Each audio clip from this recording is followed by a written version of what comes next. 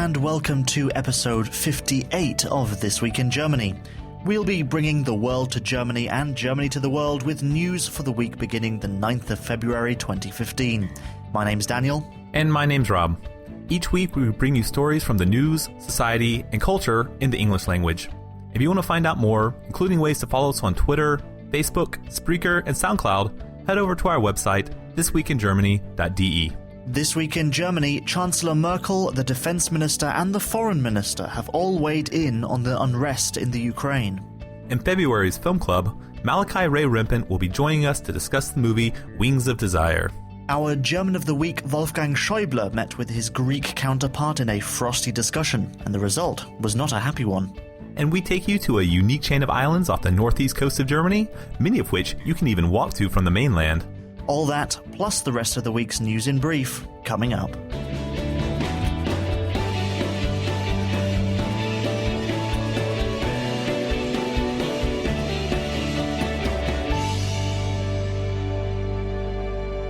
Since the revolution in Ukraine in February of 2014, the country has been destabilized by the fighting between pro-Russian separatists in the east of the country and Ukrainian government-controlled forces in the west. With 4 EU countries on the Ukrainian border, the conflict became of great concern to the European Union. As Europe's biggest economy, Germany has a big role to play in the mediation between the two sides. Well, because the separatists potentially have an unlimited amount of weapons delivered by Russia in the East Ukraine, so we would enter in a spiral of escalation that nobody could stop anymore. And a population is very dense in that area. They are suffering awfully already.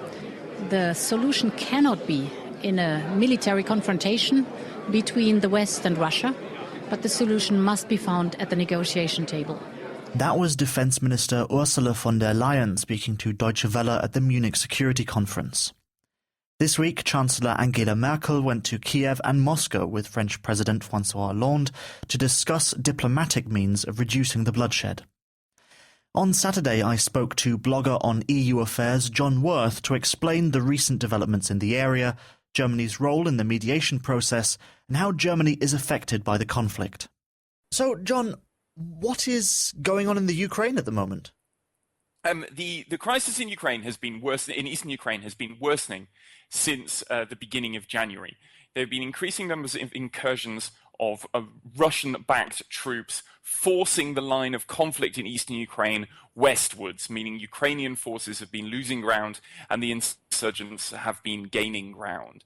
There have also been increasing eyewitness reports of more and more Russian military equipment being brought into eastern Ukraine to help arm the separatists. This rising situation and an estimated 500 deaths in the conflict in January alone has forced the issue up the international agenda once more, meaning that François Hollande and Angela Merkel went to Kiev on Thursday to meet the Ukrainian government and went to Moscow on Friday this week to try to sit down and negotiate with Vladimir Putin.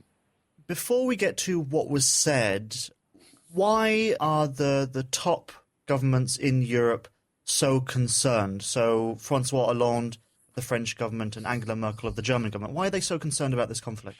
This is central to how the kind of worldview, if you like, of how the European Union would like to see the world of the future.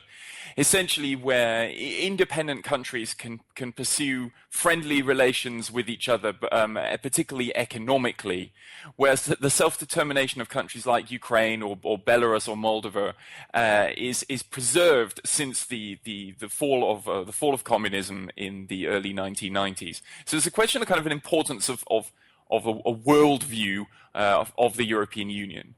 The European Union is concerned for a number of different reasons, not only because what would happen were Ukraine to be destabilized or Ukraine to be further into the Russian sphere, but also there are the 3 European Union members which have sizable Russian minority populations, Estonia, Latvia, and Lithuania. So how far could this go towards coming kind of closer to the borders of the European Union? The European Union is also particularly nervous after its own experience in the Balkans in the 1990s. There was a war on its own borders that it took years for the European Union to work out what to do.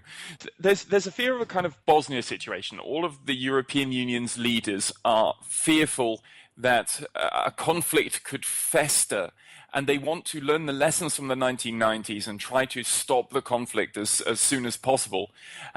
Europe needs to take more responsibility for conflicts that are happening on its borders, and the experience of the 1990s is on everyone's minds here when it comes to dealing with the situation in eastern Ukraine. Also, for very selfish reasons, Germany can be, and other parts of the EU can be economically impacted by Russia controlling large parts of Ukraine. Yes, that's indeed the case. And also, there's obviously this important economic question that lies behind this entire conflict, because Europe is, of course, highly dependent upon Russian gas. But the other way around, European countries, particularly Germany, export a lot of manufactured goods and foodstuffs to Russia as well. So the argument has been that because the economic ties between the European Union, particularly Germany, and Russia are so strong, that at the end of the day, this can be solved using economic pressure. If sanctions are applied forcefully enough to Russia, then the Russian government will realize it's in its own economic interests to not let this conflict escalate. Whether that indeed is actually the way that the Russian government is behaving is an open question just now. But there are very strong economic ties in both directions. We talked a little bit about what caused Angela Merkel and President Hollande to fly to Kiev. What was discussed there? What steps forward were made there in their discussion with the Ukrainian President Poroshenko? Well, there are two basic issues which are very much the short-term priority. The first is, what sort of grounds could there potentially be for a ceasefire? There was the so-called Minsk Protocol in September that set the terms of a ceasefire, and indeed lines by which the separatists and the Ukrainian forces would agree where the kind of the front line was of the conflict, and terms for a ceasefire. Now, the ceasefire was never implemented, so the argument then goes is there a way and a means of reactivating that agreement from September? So that would have been one of the first things on the agenda. The second and most controversial issue is what to do about arms supplies to the Ukrainian side, because the Ukrainian forces are being outgunned in the Donbass, and therefore the question always comes from Poroshenko is, would European countries and the United States be willing to supply arms to Ukrainian forces? So far, particularly Germany has been dead set against this idea, although interestingly this idea has been started to be floated more often by United States Secretary of State John Kerry. So those would have been the two issues that would have been most talked about between Poroshenko and Hollande and Merkel. You have to also see behind the scenes as well of a longer term challenge for Ukraine. Is the country is facing economically very complicated problems due to the costs of running this war in the east, due to rising energy costs, and indeed Russia threatening to turn off gas supplies. So how can Ukraine actually carry on financing this military intervention? The difficulty would obviously be is if economically things get worse within Ukraine in the coming 12 months, that potentially destabilizes the country still further. So there's a question, so can the European Union help stabilize Ukraine also economically? And then the conversation shift to Moscow when Merkel and Hollande went to visit Putin. Well, it was very interesting that Merkel and Hollande left after the 2-hour meeting with Putin without speaking to the media at all. And apparently, there's due to be a scheduled follow-up conversation to happen over the weekend via a telephone conference, also involving Poroshenko. I think the fear is that Merkel and Hollande went to Moscow feeling that they had to, more than going there because they had a plan of exactly what to do. The question to Putin is, well, what would the terms be on which a ceasefire could be agreed? And so it seems to be interpreted, it seems that the demand from Putin is the lines from the Minsk Protocol established in September are now no longer considered valid by the Russian side, and indeed the more current lines of where the conflict currently is, i.e. further to the west, would be the starting point for Putin this time. The question, obviously, for Merkel and Hollande is, do they think Putin is actually someone you can sit down and talk to and sit down and negotiate with in a fair and honest fashion just at the moment? So I think that it was done more out of hope than expectation, really, that both of them went there to Moscow yesterday. And now taking it back to Germany, the Munich Security Conference took place this week, and Ursula von der Leyen, who's the defense minister of Germany, spoke there about the Ukraine situation. So what did she have to say? Well, she spoke very much the standard German line, which is that Germany is not in favour of delivering any weapons to Ukraine because she thinks that would force an escalation of the conflict. Once that is ruled out, obviously Germany then sees itself as some kind of a broker, if you like, between Russia and Ukraine. But the difficulty is the tools which are available to Germany in such a circumstance are, of course, rather limited. Ursula von der Leyen talked, for example, about the idea of whether further, more targeted and sanctions of increasing severity could be a potential solution. But the difficulty for von der Leyen, she essentially defended the line that Germany has been defending all along. You need a diplomatic solution to the crisis, that Europe and the United States should not arm the Ukrainian side, and that there should be an effort to move towards achieving a ceasefire in Donbass. Sadly, I don't think any of those words mean any more now than they have done at any other point in the last 6 months, when the time that this conflict has been brewing. So von der Leyen yesterday defended the line in the same sort of style as German politicians have been doing for some time. For me, I didn't hear anything particularly new in what she said yesterday. John Worth, blogger on EU affairs, thank you very much for joining me here on This Week in Germany. If you'd like to read his work, visit johnworth.eu. That's John, spelt Jon.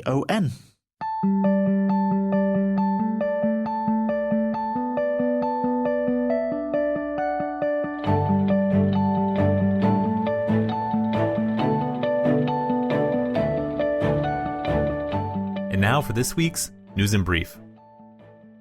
A new bill has been approved to help stop what is sometimes called terror tourism. This is the phrase used to describe those that are being recruited in Germany to fight elsewhere. A bill was drafted by the Justice Minister, Heiko Maas, and said that Germany would soon have one of the strictest anti-terror laws in Europe. Previously, returning jihadists that come back to Germany could be prosecuted. The new bill says that it is unlawful to even attempt to travel to an area that has a terrorist camp. Also, if the traveler leaves for the intention of carrying out an attack or receiving training for such an attack, they can be arrested. The penalty for these activities are up to 10 years in prison. For lesser extreme cases, up to 5 years. The bill also tries to prevent donations to terrorist organizations by including this activity as well. The bill is being criticized as being unconstitutional and only useless symbolic politics that will infringe upon people's basic rights. At this time, only a select few medical cases in Germany have been prescribed marijuana for pain relief or other treatments. The federal government's drug representative, Marlene Mortler, said that they want to have marijuana as a treatment more accessible to Germans, and that the insurance companies should cover the cost. Right now, about 300 people in Germany, mostly with terminal cancer, have been prescribed marijuana as a treatment. On top of this, some of these patients were unable to cover the high costs. A court in Cologne ruled that these patients should be allowed to grow their own supply, but it is still a political gray area. Marlene and her colleagues are trying to get this bill to further expand medical marijuana use passed before the end of this year. And that's the news in brief. If you'd like a quick and simple way to keep up with the latest from Germany, sign up for our weekly email newsletter, which you can find on our website, thisweekingermany.de. Now it's time for February's Film Club, so of course I'm joined by our film expert Malachi Ray Rempen. So what's our film this month? Well, Daniel, this month we looked at Wings of Desire, or as it's known in English, or Himmel über Berlin, which literally translates to Sky or Heaven over Berlin in English. And who directed this film? Who's behind it? Director was Wim Wenders. It was made in 1987. It won the Palme d'Or at Cannes that year, and is generally well regarded. I think that people consider that to be Wim Wenders' best film. Okay, so what is Himmel über Berlin, Wings of Desire about? Right, so the premise is that there are angels that walk among us in Berlin who can't be seen, but who can hear our thoughts and our wishes and our desires and our problems and our tragedies and the things we are worried about, these kinds of things. And they can't intervene in any way, but they sort of, over thousands of years, have sort of spend their days sort of contemplating the little things in life. Like he notices, how people open their umbrellas and smile at each other, or how an old man looks over his shoulder as he's crossing the street. These kinds of like little details they become really interested in, because they can't live a human life, and they become fascinated. The main character, Angel in particular, who's played by Bruno Ganz, becomes obsessed with this idea of actually becoming human himself. And then he does. He falls, so to speak, from angelhood and becomes a human, and then sort of because he falls in love with a girl. And that's the plot, more or less. Yeah, and so international audiences may know Bruno Ganz from the film Downfall, in particular, where he played Hitler. I mean, this was probably his most highest profile role internationally. But he's also been in some Hollywood and English language films as well. Yeah, he was in a film by Francis Ford Coppola, the name of which I don't remember. And he was in the Baader Meinhof complex too. Yes, he was, which we talked about last month. Mm-hmm. So, is this a good film? Is this something that who would you recommend it to, if at all? So I chose this film to watch this because when I was at film school many years ago, this was my favorite film of all time. I had a signed poster by Wim Wenders hanging in my apartment or my dorm. This was I loved this movie, and watching it again, I just did not love the movie as much as I did. And I think part of it has to do with that the movie is made to be seen in a cinema when you've decided you have 2 hours to put aside to watch this movie, because there are parts of it that drag. There are parts of it's a very artsy film. The narrative I described sounds much more coherent than what's actually in the film, because it's very slow paced, isn't it? The pace is very slow, and it's also just artsy in that way that it's part black and white, part color, and there's a lot of feelings and sort of suggestive imagery, and sort of it can get kind of abstract, and there's a lot of extended sequences that don't really have anything to do with the premise of angels and this kind of thing. And the film is, when it does have to do with the premise, when it is talking about this fantastic idea, which to me, even the second time around, like the idea of angels walking among us that feel our pains and tragedies and try and put their heads on our shoulders in this invisible way, is a beautiful idea. And there's a lot of scenes that when it deals with that are fantastic. And the idea of an angel falling from grace and coming to be human is such a great idea. But when it doesn't have to do with that, then it drags, and then it has problems. And so I think, if you can set aside the patience mentally when you're sitting down to watch this movie and be like, okay, it's going to be a little weird, it's going to drag on, it's going to be 2 hours long, and it's not going to be an action thrill ride, and you can put yourself in that mind space, I think you'll appreciate it a lot more. Then when you're in that mental space, it is a beautiful film. Visually, it's very smooth, it's very... I mean, for example, in the beginning, you glide over Berlin as if you were looking from the perspective of the angel. You glide into people's living rooms and hear their thoughts and move from one apartment to the other. And so it's a very smooth, but like I said, slow-paced. And also, it's very... I know, it does make you think. It does make you... Because there's a lot of time to stop and reflect. So it does make you think about how we treat each other and how people interact with each other and the little things in life as the angels are contemplating them. So and it's a great perspective on us as a sort of as humans, like to see it from their perspective and the little things that we do, and just appreciate when he becomes human and he's like kicking around sand, and he's just like breathing the air, and he's like so excited just to do little things, like he hits his head and he's like, is this blood? Wow. And he's like tasting, he's like, oh my God, it has a taste. It's just it's a great moments like that are really, they're beautiful. They're wonderful little scenes. And again, it's taking that premise, but when it sort of wanders from the premise and there's these like circus scenes, it's just like we're in a circus. It has nothing to do with the general plot. I mean, other than sort of that the girl that he loves is a trapeze artist, but like, you know, you can only see somebody on a trapeze for so long before it's like, is this an angel movie or a trapeze movie? So if you can get past that, then I think that, yeah, definitely, I would still recommend it. I absolutely would. And for another reason, which is being made in 1987, it's Berlin with the wall. And there's a lot of scenes with the wall. He uses the wall as a way to sort of separate the two worlds, the human and the angel world. And that's very cool to see, everyday life in Berlin with this giant wall going through it, which they filmed with, they used in the film. And Potsdamer Platz, I don't know if you saw that scene, which is just an empty lot, basically. It's amazing, especially if you visited Berlin, to look at this film and to, be transported back in time. And it feels, I mean, the way it's filmed is so sharp that, you're used to looking at black and white film, which is grainy and old, looking into the past. But this is so sharp that it's weird to think how much Berlin has changed since this film was made. Yeah. I think it was. It's well worth watching, but it's not really for everyone.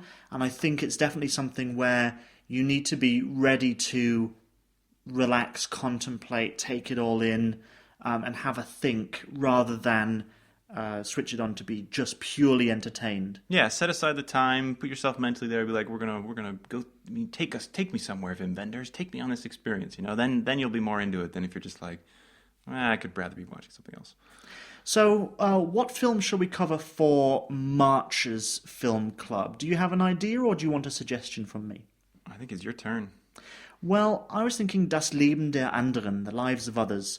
It's a film about the Stasi, basically the spies which spied on people within the GDR of East Germany, and it's a fascinating film. It's really well made, and I think it will change the pace a little bit from the one that we discussed this month. So what do you think about that one? I think that's a great choice. It's a great film. I'd be happy to revisit it.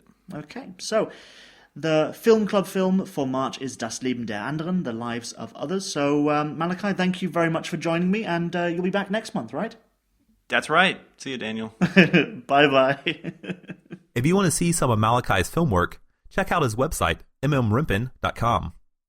Send us your comments on March's Film Club movie, The Lives of Others, and we'll read them out next month.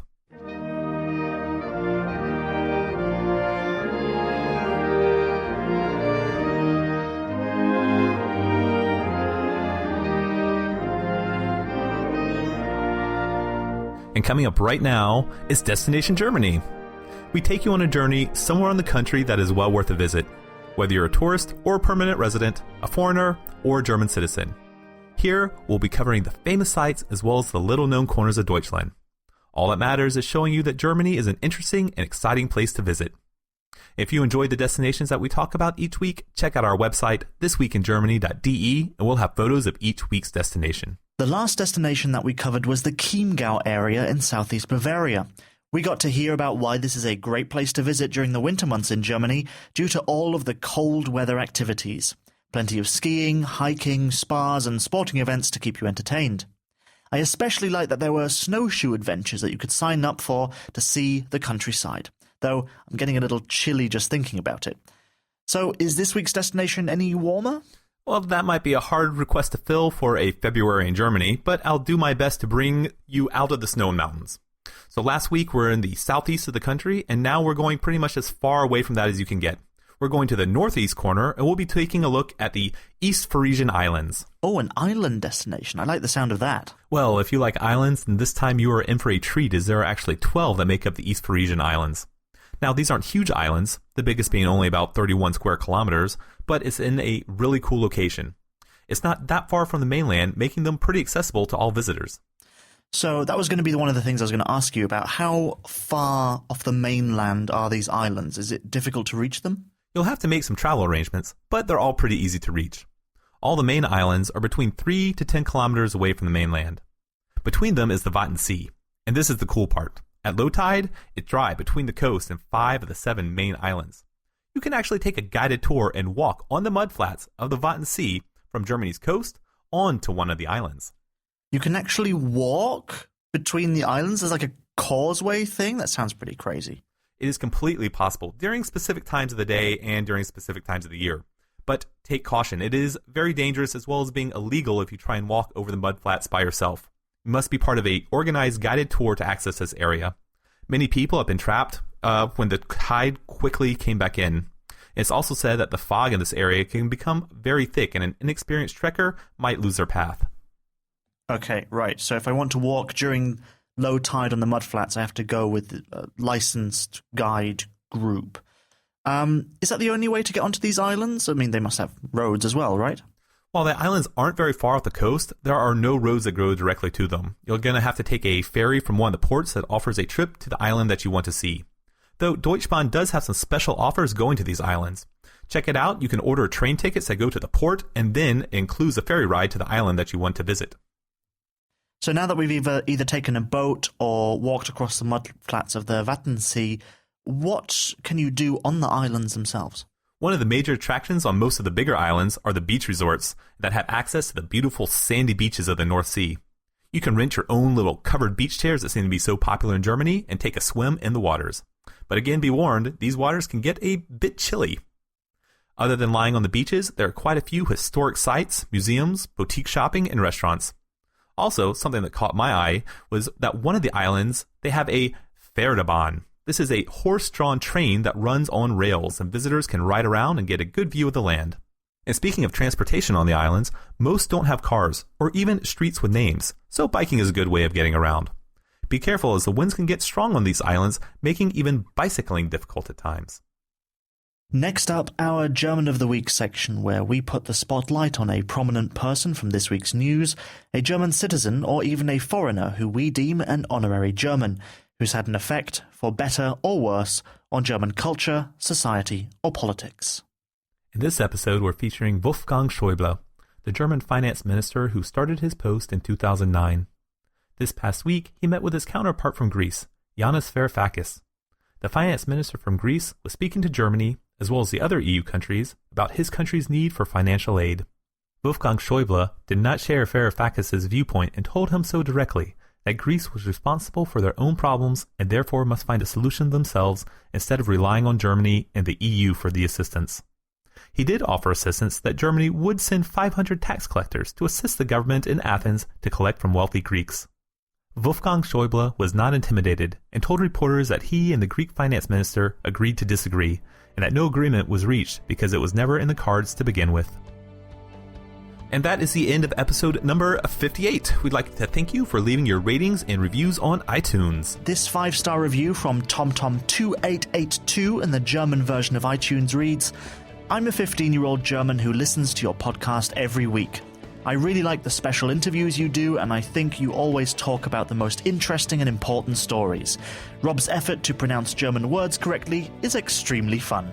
Vielen Dank für deine Rezensions, TomTom. If you're an iTunes subscriber, please leave us a 5-star rating or review. It's one of the ways that you can support our podcast for free, and it helps us find more listeners. Plus, we might even read them out on the program. This Week in Germany is produced by me, Daniel Winter. It is written and presented by myself and Rob Bishop, and our EU correspondent this week was John Worth. You can read his blog on all things Europe at johnworth.eu. That's John spelt Jon. And thank you, Malachi Ray Rempen, for appearing on our program and our monthly film club. You can find more about his work on his website, mmrempen.com. Remember to send us your feedback on the movie, The Lives of Others, for March's Film Club. If you'd like to get in touch, subscribe to us in iTunes, get weekly email updates, or follow us on Twitter, Facebook, Spreaker, or SoundCloud, all the details are at thisweekingermany.de. Thank you for listening. We'll be back next Monday with more of This Week in Germany.